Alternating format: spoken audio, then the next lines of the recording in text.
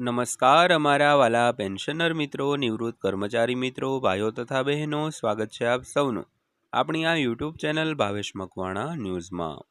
તો પેન્શનર મિત્રો, આજના વિડીયોમાં આપણે જોવાના છીએ 65થી 71 વર્ષની ઉંમરના પેન્શનરોના મેડિકલ ભથ્થામાં આજથી આટલો વધારો થયો છે જાહેર।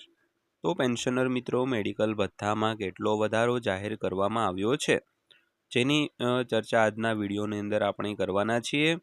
તો હજી 10 મિનિટ પહેલાં જ આવ્યા છે આ મોટા સમાચાર, તો ખાસ કરીને વિડીયો અંત સુધી જોઈ લેજો, એટલે બધી જ માહિતી તમને વ્યવસ્થિત રીતે સમજાઈ જશે। અને હા, હજી સુધી જો આપણી આ ચેનલ તમે સબસ્ક્રાઈબ ન કરી હોય તો ડેઈલી આવી જ અપડેટો મેળવવા માટે આપણી આ યુટ્યુબ ચેનલ અત્યારે જ સબસ્ક્રાઈબ કરી લેજો દોસ્તો। તો શરૂ કરીએ આજનો આ વિડીયો।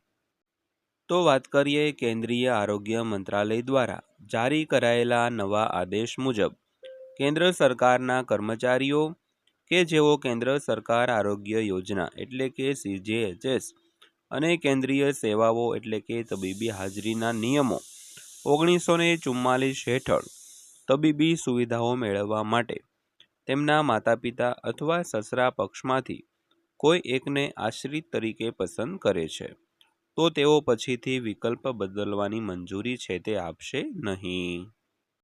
તો વિગતવાર વાત કરીએ તો 13 મેના રોજ જારી કરાયેલા એક ઓફિસ મેમોરેન્ડમમાં મંત્રાલયે જણાવ્યું હતું કે લાયક કર્મચારીઓ ફક્ત એક જ વાર વિકલ્પનો ઉપયોગ કરી શકે છે અને માતા પિતાના મૃત્યુ અથવા કૌટુંબિક સંજોગોમાં ફેરફાર જેવા કિસ્સાઓમાં પણ નિર્ણય છે તે અંતિમ રહેશે।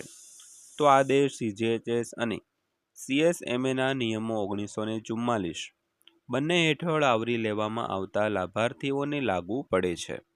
તો જે હાલની આશ્રિતતા અને પાત્રતાની શરતોને આધીન છે, તો મંત્રાલય અનુસાર જો કોઈ કર્મચારી તબીબી સુવિધાઓ મેળવવા માટે માતા પિતાને આશ્રિત તરીકે સામેલ કરવાનું પસંદ કરે છે તો પછી વિકલ્પ સાસરિયાઓને ટ્રાન્સફર કરી શકાતો નથી અને તેનાથી વિપરીત। તો ખાસ કરીને કોઈ પણ કેન્દ્ર સરકારના કર્મચારીઓ હોય તે પોતાની જે આશ્રિતતા અને પાત્રતાની શરતોને આધીન પોતાના માતા પિતાને આશ્રિત તરીકે સામેલ કર્યા હોય તો ત્યારબાદ પોતાના જે સાસરિયા પક્ષમાંથી કોઈને આશ્રિત તરીકે સામેલ કરવામાં આવશે નહીં। તો ખાસ કરીને આ નિયમમાં એક મોટો ફેરફાર કર્યો છે। તો ત્યારબાદ જોઈએ તો સરકારી આરોગ્ય યોજનાઓ હેઠળ સુગમતા વધારવા માટે છેલ્લા 2 વર્ષમાં રજૂ કરાયેલા સુધારાઓનો અમલ કેન્દ્ર દ્વારા ચાલુ હોવાથી નવીનતમ સૂચનાઓ અપનાવવામાં આવી છે। તો જુલાઈ 2023માં સરકારે પ્રથમ વખત પુરુષ કેન્દ્રીય કર્મચારીઓને CGHS હેઠળ માતા પિતા અથવા સસરાનો સમાવેશ છે તે કરવાનો વિકલ્પ લંબાવ્યો હતો, તો જેનાથી તેઓ મહિલા કર્મચારીઓની સમકક્ષ બન્યા જેમની પાસે અગાઉના નિયમો હેઠળ આ જોગવાઈ હતી। ત્યારબાદ જોઈએ તો માર્ચ 2024માં સેન્ટ્રલ સર્વિસીસ રૂલ્સ 1944 હેઠળ આવરી લેવામાં આવેલા લાભાર્થીઓ માટે આ સુવિધાનો વિસ્તાર કરવામાં આવ્યો હતો, કારણ કે મંત્રાલયે કહ્યું હતું કે CSMA લાભાર્થીઓ માટે પણ સમાન લાભો મેળવવા માટે વારંવાર રજૂઆતો અને પ્રશ્નો મળ્યા છે। તો અધિકારીઓએ જણાવ્યું હતું કે નવી સૂચનાઓનો હેતુ મંત્રાલયો અને વિભાગોમાં અમલીકરણને સુવ્યવસ્થિત કરવાનો અને સરકાર દ્વારા ભંડોળ પૂરું પાડવામાં આવતી આરોગ્ય યોજનાઓ હેઠળ નિર્ભરતા ઘોષણાઓમાં વારંવાર ફેરફાર ટાળવાનો છે દોસ્તો।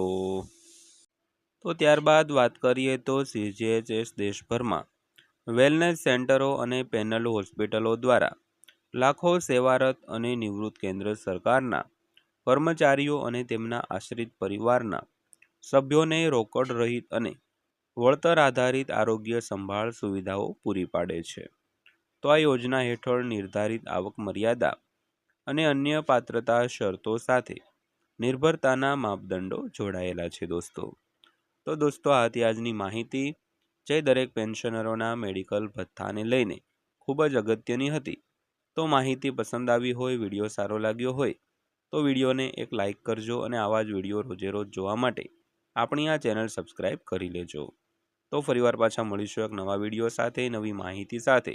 ત્યાં સુધી સૌને જય હિન્દ, વંદે માતરમ.